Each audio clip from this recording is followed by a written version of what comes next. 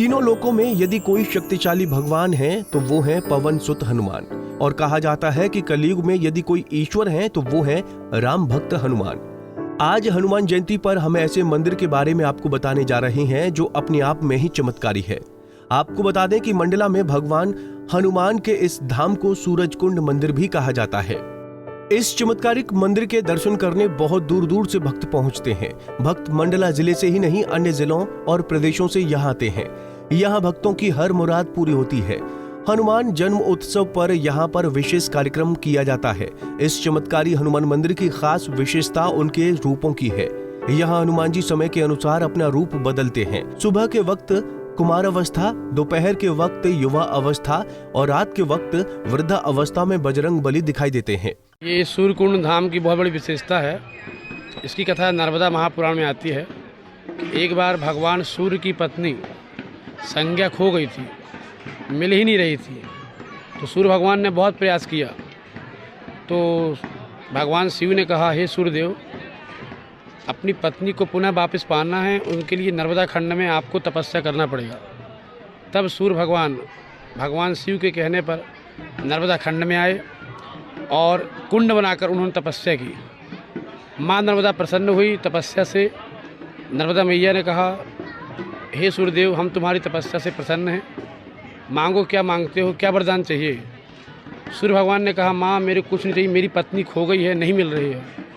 तब नर्मदा मैया ने कहा, तुम्हारी पत्नी तुम्हारे तेज को सहन न करने के कारण अचानक जंगल में जाके हिरण का रूप धारण कर ली है। अब जाओ, मैं तुमको वरदान देती हूँ, अब तुम्हारा तेज सबको व्यापेगा पर तुम्हारी पत्नी को नहीं व्यापेगा। तुम्हारी पत्नी तुमको मिल जाएगी। और आज तुमने जो कुंड यहाँ पर बनाया है, आज से ये कुंड प्रसिद्ध हो जाएगा। तुम्हारा नाम सूर्य है और यहाँ पर कुंड बना हुआ है। मूर्ति जो यहाँ पे स्थापित है, वो मूर्ति का ऐसा सुनने में आया है कि जो स्वरूप चेंज होता है, क्या है पूरी बता इसकी। हनुमान जी महाराज जी, जब इसमें कथा आती है, सुंदरकांड में महिमा है कि हनुमान जी महाराज जब अपनी माता सीता से मिलकर लौटे, समुद्र लांघकर पुनः वापस आए, राम की जय जयकार हुई।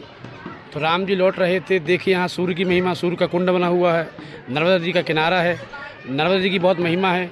अन्य तीर्थों में तो स्नान करने से पुण्य मिलता है, लेकिन नर्मदा जी के दर्शन करने से पुण्य मिलता है। तो हनुमान जी यहाँ थोड़ा आराम किए, आराम करने बहुत अच्छा लगा, बहुत शांति मिली। तो हनुमान जी इतना प्रसन्न हुए कि भक्तों के कारण उनका 3 रूप, प्रातःकाल, मध्यम काल और सायंकाल बदलने लगा। कहाँ कहाँ से लोग यहाँ पे दर्शन के लिए आते हैं और उनकी मनोकामना भी पूर्ण होती समझ जाता है।